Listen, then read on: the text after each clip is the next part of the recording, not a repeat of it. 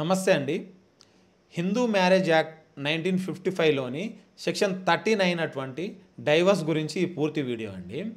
Divorce అంటే ఏంటనంటే భార్యాభర్తలు ఇద్దరు ఎట్టి పరిస్థితుల్లో కలిసి జీవించలేని సిచ్యువేషన్లో లేదా భార్య కానీ భర్త కానీ ఎవరైనా ఒకరు ఏదైనా కారణం చూపుతూ లేదా ఏదైనా గ్రౌండ్ చూపుతూ తన స్పౌస్తో కలిసి జీవించలేని సిచ్యువేషన్లో కోర్టును అప్రోచ్ అయ్యి కోర్టు త్రూ పొందినటువంటి జడ్జిమెంట్ని మనం డైవర్స్గా చెప్పవచ్చండి. పెద్దల సమక్షంలో కూర్చొని వైట్ పేపర్ మీద కానీ బాండ్ పేపర్ మీద కానీ రాసుకున్నటువంటి డైవర్స్ అనేది చెల్లుతుందా అంటే చెల్లదండి. అది వ్యాలిడ్ కిందికి రాదు. కేవలం కోర్టును అప్రోచ్ అయ్యి కోర్టు త్రూ పొందినటువంటి జడ్జిమెంట్ కాపీ మాత్రమే డైవర్స్గా పరిగణిస్తారు. డైవర్స్ అనేది రెండు రకాలుగా ఫైల్ చేసుకోవచ్చండి. ఒకటి మ్యూచువల్ కన్సెంట్ డైవర్స్ అండి. రెండవది వచ్చేసి కంటెస్టెడ్ డైవర్స్.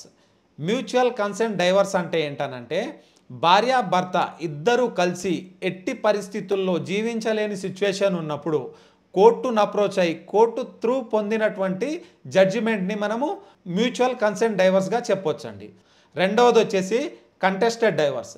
కంటెస్టెడ్ డైవర్స్ అంటే ఏంటనంటే భార్య కానీ భర్త కానీ ఏదైనా గ్రౌండ్ చూపుతూ కోర్టును అప్రోచ్ అయ్యి ఆ కోర్టులో ఆ గ్రౌండ్ అనేది ప్రూవ్ చేసుకొని కోర్టు త్రూ పొందినటువంటి జడ్జిమెంట్ కాపీని కంటెస్టెడ్ డైవర్స్గా చెప్తారు. కంటెస్టెడ్ డైవర్స్ ఫైల్ చేయాలంటే ఏమేం గ్రౌండ్స్ కావాలో వాటిలో ఒక 9 గ్రౌండ్స్ నేను చెప్తాను వినండి. ఫస్ట్ వచ్చేసి అడల్టరీ అండి. అడల్టరీ అంటే అక్రమ సంబంధం పెట్టుకోవడం లేదా ఇల్లీగల్ ఎఫైర్ పెట్టుకోవడం. రెండవది వచ్చేసి క్రూవాలిటీ. క్రూవాలిటీ అంటే మానసికంగా కానీ శారీరకంగా కానీ క్రూరత్వం చూపెట్టడం లేదా అధిక కట్నం కోసం వేధించడం. మూడవది వచ్చేసి డిజర్షన్ అండి. డిజర్షన్ అంటే ఏంటనంటే విడిచిపెట్టడం. అంటే 2 సంవత్సరాలు లేదా అంతకు మించి భార్య కానీ భర్త కానీ ఒకరిని ఒకరు విడిచిపెట్టేయడం.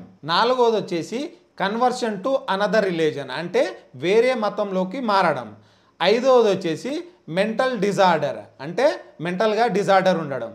ఆరోది వచ్చేసి కమ్యూనికేబుల్ డిసీజ్ అండి. అంటే ఆరోగ్యానికి ప్రమాదం కలిగించేటటువంటి అంటువ్యాధులు. ఏడవది వచ్చేసి రినౌన్సియేషన్ ఆఫ్ ది వరల్డ్ అంటే సన్యాసం తీసుకోవడం అండి. ఎనిమిదవది వచ్చేసి ప్రిజెన్షన్ ఆఫ్ ది డెత్ అంటే 7 సంవత్సరాలు లేదా అంతకు మించి ఒక మనిషి కనిపించకుండా పోవడం. తొమ్మిదవది వచ్చేసి ఇంపార్టెన్సీ అండి అంటే నపుంసకత్వము. ఈ గ్రౌండ్స్లో ఏదైనా గ్రౌండ్ అనేది మీరు section 13 of Hindu marriage act కింద చూపుతూ మీరు కంటెస్టెడ్ డైవర్స్ అనేది ఫైల్ చేసుకోవచ్చు అండి. ప్రజెంట్ ఫైల్ అవుతున్నటువంటి కేసెస్లో దాదాపు 60 to 70% వచ్చేసి లవ్ మ్యారేజ్ చేసుకున్న వాళ్ళే కోర్టులో డైవర్స్ కేసు ఫైల్ చేయడానికి అప్రోచ్ అవుతూ ఉన్నారండి. భార్య కానీ భర్త కానీ ఎట్టి పరిస్థితుల్లో కలిసి ఉండలేని సిచ్యువేషన్ ఉన్నప్పుడు మాత్రమే కోర్టులో డైవర్స్ కేసు ఫైల్ చేసుకోండి. అదే పిల్లలు ఉన్నటువంటి తల్లిదండ్రులు అయితే మ్యాక్సిమం దాదాపు 100కి 99% వరకు కలిసి ఉండడానికి ట్రై చేయండి.